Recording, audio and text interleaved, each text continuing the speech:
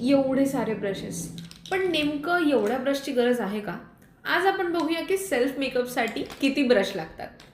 सर्वात पहिले foundation brush, याला काबुकी ब्रश म्हणतात.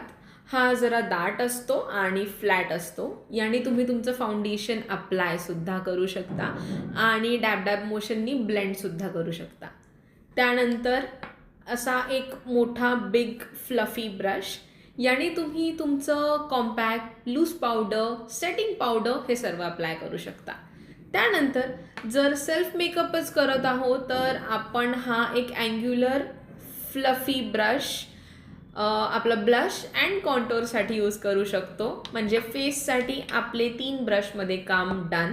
त्यानंतर आय मेकअपसाठी एक हा असा छोटूसा फ्लफी ब्रश येतो.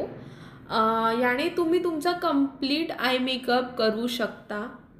त्यानंतर जर तुम्हाला स्मज करायची आवड असेल किंवा कुठला पण डार्क कलर अप्लाय करायचा असेल तर हा एक असं छोटूसा पेन्सिल ब्रश येतो.